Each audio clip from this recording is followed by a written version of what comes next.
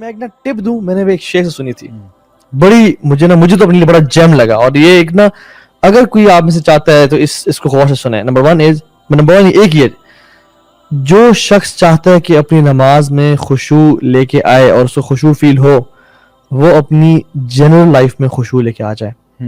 کیونکہ نماز میں خشوع اسی انسان کو ملتا ہے جس کی زندگی میں عام طور پہ خشوع ہوتا ہے. وہ اپنی زندگی اللہ تعالیٰ کے کانشیس میں گزارتا ہے کہ مجھے رب میرا دیکھ رہا ہے, میرا اللہ مجھے دیکھ رہا ہے. جو اپنی زندگی جس کے حلال حرام کا معاملہ, جس کے جب اکیلے کمرے میں ہے خشوع نہیں ہے, تو he will never attain خشوع in salah, because خشوع in salah is dependent on your خشوع in daily life, and you will get it once you have خشوع in your daily life. صحیح بات. یہی تو وجہ ہے کہ ہمیں خشوع نہیں مل رہا. ہماری زندگی کیسی ہے اور ہم پھر نماز کی طرف آتے ہیں تو پھر کیا کر لیتے ہیں. اچھا, اب دیکھیں صحابہ کا جو طرز زندگی تھا نا, اب وہاں پہ کوئی تفسیر لیکچر اور یہ اس قسم کی چیزیں نہیں تھیں. اس میں زیادہ پتہ کیا تھا, ان کی نماز ہی ان کی تفسیر سیشن ہوتا تھا. اور صحابہ کا ایک یہ معمول بھی تھا, اور مطلب نبی کریم صلی اللہ علیہ وسلم کا بھی, کہ جب کوئی آیت بہت ہٹ ہو رہی ہے نا, اس کو ریپیٹ کرتے تھے. یعنی ایک آیت جو ہے اس کو ریپیٹ کیے جا رہے ہیں حتیٰ کہ لوگ جو ہے نا وہ کہتے تھے کہ آج ہمیں اس آیت کا مطلب سمجھ میں آ گیا. حالانکہ کچھ اور نہیں کہا, ہماری طرح نہیں کہ وہ بیٹھ کے تفسیروں کے اوپر سیشن ہو رہے ہیں اور بتا رہے ہیں اس کا یوں مطلب بھی ہو سکتا ہے, یوں بھی ہو سکتا ہے.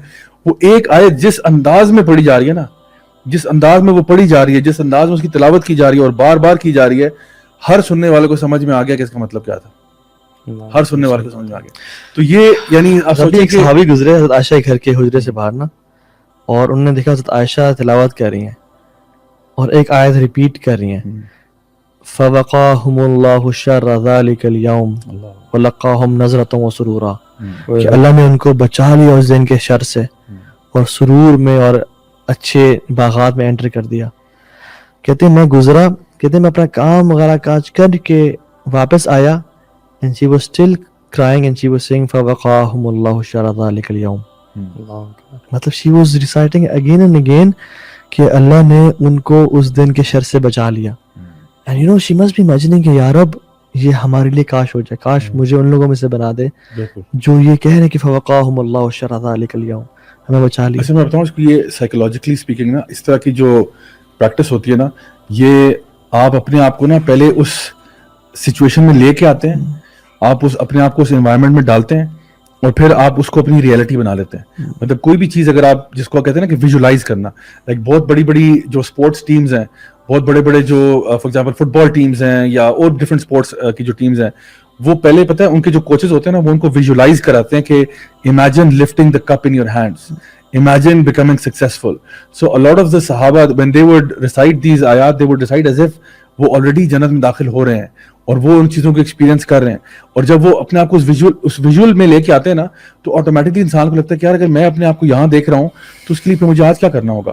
آٹومیٹکلی وہ اپنے آپ کو اس چیز کے لیے گیئر اپ کرتا ہے, اس کے اندر موٹیویشن پیدا ہوتی ہے, اس کے اندر وہ سب کچھ جذبہ پیدا ہوتا ہے.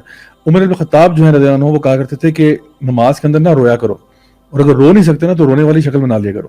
اور آپ کو پتا ہے کہ میں پبلک اسپیکنگ جب سکھاتا ہوں تو اس میں یہ چیز بتاتا ہوں کہ fake it till you make it, right.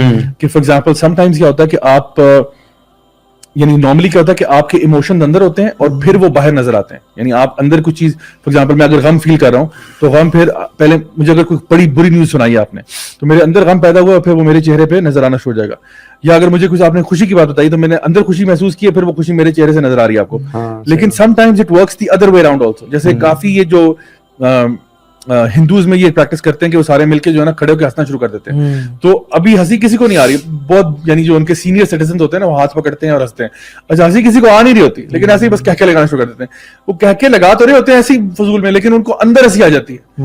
یعنی اس کے بعد وہ جینوئنلی ہنس رہے ہوتے ہیں. اسی طرح سے اگر آپ اپنے آپ کو ایک غمزدہ موڈ میں لے کے آ کے بیٹھ جائیں نا, تو تھوڑی دیر کے بعد, حالانکہ آپ غم میں نہیں تھے, آپ غمزدہ موڈ میں آ گئے, تو آٹومیٹکلی آپ کے اندر بھی وہ چیز ٹرانسفر ہو جاتی ہے.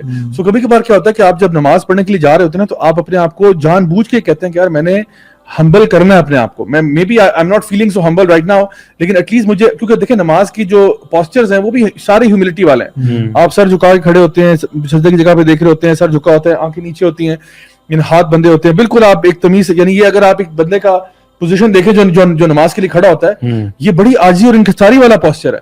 सही बात है. ठीक है, ये कोई मुतकब्बिराना पोस्चर नहीं है कि वो हाथों पे हाथ, यानी जो है ना साइड्स पे हाथ खड़ा करके सर ऊपर करके सीना चौड़ा करके खड़ा हुआ है, ऐसा नहीं है. बड़ा वो हाथ बांध के बिल्कुल आगे जो है ना खड़ा होता है. तो ऑटोमेटिकली आपके अंदर वैसे ये सिस्टम डिफॉल्ट होना चाहिए कि आप ऑटोमेटिकली आपके अंदर खुशू आए, लेकिन नहीं आ रहा तो कम से कम आप सोचें इसके बारे में कि मैं रब्बुल इज्जत के सामने खड़ा हुआ हूं. जैसे कि नबी करीम सल्लल्लाहु अलैहि वसल्लम ने फरमाया कि ये इस तरह नमाज पढ़ा करो जैसे कि तुम अल्लाह को देख रहे हो, और अगर ये इस तरह नहीं कर सकते तो कम से कम ये तो जान लो कि अल्लाह तुम्हें देख रहा है. और बाज़ उलमा कहते थे कि आप जब मुसल्ले पे खड़े होते हैं ना, तो आप सोचिए कि जैसे आप पुल सिरात पे खड़े हैं और सामने आपके अल्लाह सुब्हानहू तआला आपको देख रहे हैं, पीछे आपके नबी करीम सल्लल्लाहु अलैहि वसल्लम आपको मॉनिटर कर रहे हैं कि आप नमाज किस तरीके से पढ़ रहे हैं. आपके राइट साइड के ऊपर जन्नतुल फिरदौस है और आपके लेफ्ट पे जहन्नम है, और आप पुल सिरात पे हैं, और ये आपकी आखिरी नमाज है. अब आप सोचें आपकी नमाज कैसी होगी. सही बात है. अब आप जब इस तरह, बल्कि ये सारी चीजें भी माइनस करके सिर्फ ये सोच लेना कि मेरी आखिरी नमाज है. हाँ, इसके बाद मुझे कभी नमाज पढ़ने का मौका नहीं मिलेगा और मैं कब्र में जाऊंगा. मैंने आज मांगना है अल्लाह ताला से, जो मैंने गिड़गिड़ा के दुआ करनी आज करनी है. थोड़ा सा ना नमाज से पहले अपने आप को मेंटली प्रिपेयर कर दिया करें, इवन इफ इट्स 5 मिनट्स. वैसे तो जिस तरह आपने पहले भी जिक्र किया था, आप वुजू करने जा रहे होते हैं ना, तो आप वुजू जब कर रहे होते हैं ना, तो यहाँ से नमाज समझे शुरू हो जाती है. यानी नमाज की प्रिपरेशन शुरू है. अभी आप नफल जिक्र ना भी करें, आप वुजू कर लिए तो आप जा रहे हैं ना, आपने अपने मुंह पे पानी फेंका, आपके गुनाह धुल रहे हैं, आपने अपने बाजुओं को वॉश किया, गुनाह आपके उतर रहे हैं, यानी ऑलरेडी प्रोसेस स्टार्ट है. आप ऑलरेडी अल्लाह ताला को मिलने जा रहे हैं, यानी आप तैयार हो रहे हैं. Basically you are preparing yourself to meet अल्लाह सुब्हानहू ताला. आपने अच्छे कपड़े पहने, आप वहां पे गए, आप मुसल्ले पे खड़ा हुए, ऑटोमेटिकली आपका माइंड में होना चाहिए कि मैं अल्लाह ताला से अपनी अपॉइंटमेंट के लिए जा रहा हूँ. वुजू के बाद अगर आप 2 रकत पढ़ना चाहते हैं, अल्हम्दुलिल्लाह बहुत अजर सवाब है इसका, वो आप पढ़ लें. उसके बाद आप अगर जिस तरह मस्जिद में जाते हैं तहियतुल मस्जिद पढ़ लेते हैं. उसके बाद आप मेंटली प्रिपेयर्ड हैं कि now I am going to meet अल्लाह सुब्हानहू ताला, और मैंने अल्लाह ताला से अपनी दिल की बात कहनी है आज. तो जब ये सारे मैकेनिज्म्स इनको आप फॉलो करेंगे ना, तो ऑटोमेटिकली आपकी नमाज के अंदर एक खुशू का फैक्टर ऐड हो जाता है. और आई थिंक अगर खवातीन हैं तो वो प्रिपेयर करें अपने आप को, अच्छे लिबास में आए, खुशबू लगाएं, क्योंकि आते हैं ना खुजू ज़ीनतकुम इंदा कुल्ली मस्जिदिन, तो लेकिन वो मस्जिद तो नहीं जा रही, अगर घर में नमाज पढ़ी है तो उसको प्रिपेयर करें. और जैसे आपने कहा, ये एक फॉरगॉटन सुनना है, I did episode on this, कि हैविंग अ मुसल्ला और अ मस्जिद एट योर होम, जिसमें कोई खेलना कूदना ना हो, पॉपकॉर्न्स खाना ना हो, बैठना गपशप मारना ना हो, वो सिर्फ जगह ही ऐसी हो जो कि मुसल्ला हो. और अब अच्छा, ये आपने बात की बड़ी इंपॉर्टेंट है. दोनों तरीके हैं. एक है कि आप तर्जुमा सीखें और वो उसमें एक अल्लाह की अजमत को फील करें, और फिर वो आपके जाहिर पे भी आएगा. एक है कि आप जाहिर ना डोंट मूव, ये एक नोट कर लें, फिजिटिंग ना करें. आई विल नॉट मूव, चाहे मैं खारिज नहीं करूंगा, मैं अपनी दाढ़ी को नहीं देखूंगा, मैं ऐसे नहीं करूंगा, just stay silent, stay still. Abdullah बिन जुबैर के बारे में आता है कि when he used to pray he was like a branch, never used to move. Hajjaj बिन यूसुफ ने उनको शहीद दी, काबा में इस तरह किया, कैटापुल्ट से फेंक के, जब वो नमाज पढ़े थे. वो मूव नहीं करते थे, हालांकि दलेर शेर थे, नमाज में कुड मूव. अल्लाह ताला ने फिजिकली हमारे ऊपर बाउंड कर दिए सब वो चीजें, वो पूरी कैफियत, जिससे हम ना अपना ज़हन, सिर्फ ना ज़हन कंट्रोल करने की बात है. इवन आईज भी आप बंद नहीं कर सकते कि कहीं आप आईज बंद करें तो आप किसी ख्याल में ना चले जाए. आईज भी आपने खुली रखनी है, सजदे की जगह पे नजर रखनी है. अब all you have to do is to control your mind, और बॉडी को भी कंट्रोल करें. ये माइंड बॉडी के दोनों साथ साथ चलें, क्योंकि कभी कभी आप बॉडी को बहुत मूवमेंट दे रहे हैं तो आपका माइंड भी डिस्ट्रैक्टेड होता है. Just control your, I will not move.